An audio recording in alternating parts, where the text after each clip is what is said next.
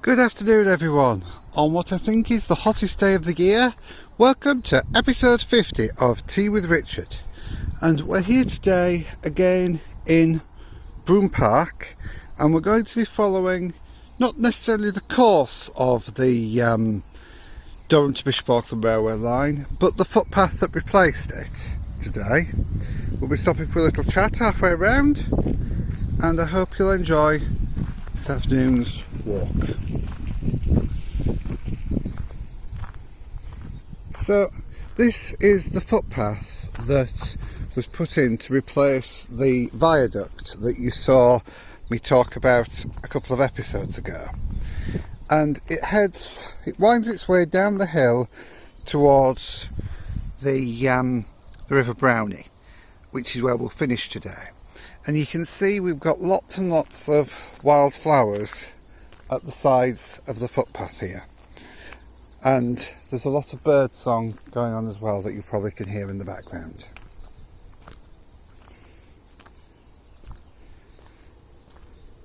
So I hope you'll enjoy walking with me today in this little relaxing patch of footpath. We've got some thistles here, some what I think are wild daisies. One there still got its purple head, and some roses.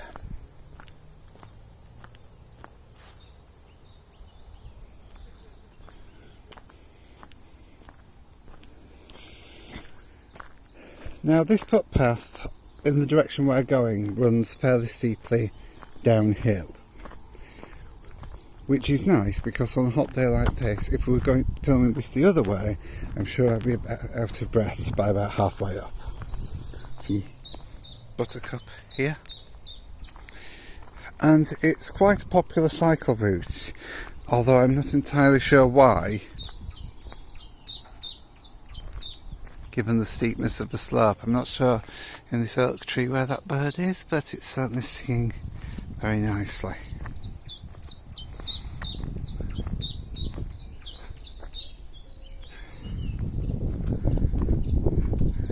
As we head down past the gorse, we'll come across shortly a little bench on the left hand side where I'll stop for a little bit of a chat.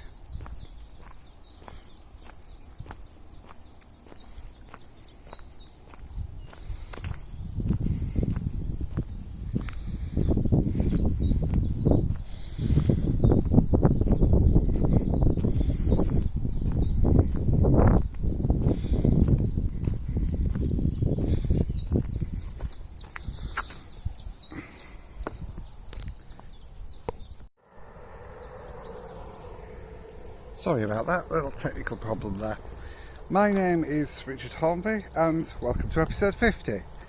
I hope you've enjoyed the series so far, and as I've said in previous episodes, this is going to be the last regular episode of Tea with Richard. I'll still be doing a few walks, but they won't be posted as regularly, so if you haven't already done so, please remember to subscribe when you finish watching this video, as that'll be where you find out when the next episodes are published. And just a big thank you from me to those who've watched and participated in the previous episodes.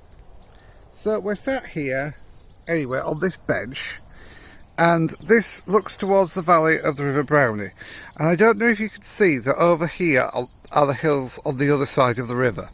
So this footpath goes very much down and then goes very much up again, and this bench that I'm sitting on is not so useful now heading down the hill, but I'm sure will be very useful when I finish this video, when I head back up the hill.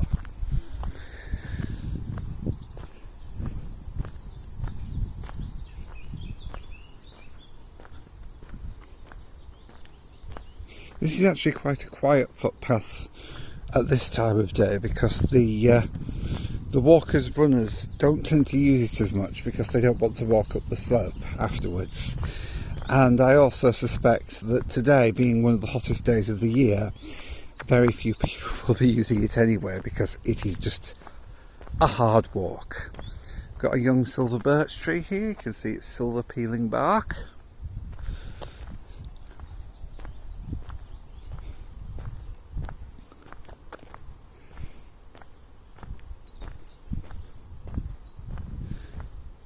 Just listening at the little bits of bird song, I hope you can hear them. Rather than it being a cacophony, it's more individual birds I'm picking up. There's something in this tree to my right here. Can't see it, but I can definitely hear it.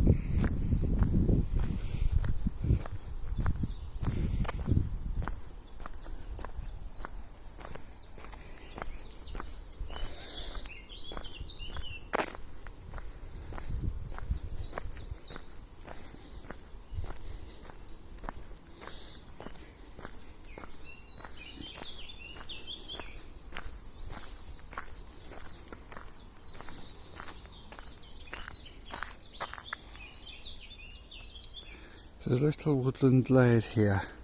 I'm not going to go in because those brambles don't look very nice against bare legs. I'm wearing shorts today. But I hope this little look inside of it, hear the birds singing, is very relaxing. As you know, part of the aim of Tea with Richard was to enable people who are self-isolating or shielding to have an experience of going outside, to have a friendly face and someone to talk to. And as you now know, that on the 4th of July we'll be able to talk to people, get close to people, you know, meet up again. That's a really positive thing. But obviously we need to remember that we need to take care, and that yes, it's been reduced to 2 metres from 2 metres on the 4th of July, but it is to 1 metre plus some kind of mitigation method, be that a mask, plastic screens or whatever. It doesn't mean you can go out and immediately hug all your friends. But these videos, I'm hoping, have been a little bit of a way for people who've been on their own to have that familiar, friendly face, that little bit of contact, and I hope that all you viewers have enjoyed them. I know there are some people who've watched all 50 episodes. I don't think it's that many people, but we did have on one episode over 100 viewers. So I do hope that you all enjoyed it, and I hope that you carry on enjoying the walking videos that I'm going to be putting out in the future. As you can see now, the landscape is just opening up slightly on my right hand side, and that's because we've reached the River Brownie. And I say River Brownie as if it's something enormous. It is there. You'll see it in a couple of seconds.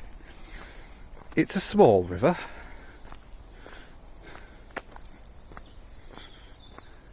but nonetheless a river, and especially in this weather it's quite still and rather quiet. Now, as I mentioned before, we've got some of those pink flowers that we saw in the episode in Peelaw Wood. If you haven't seen that, please go back and watch it. But there's lots of those pink flowers around here. And if you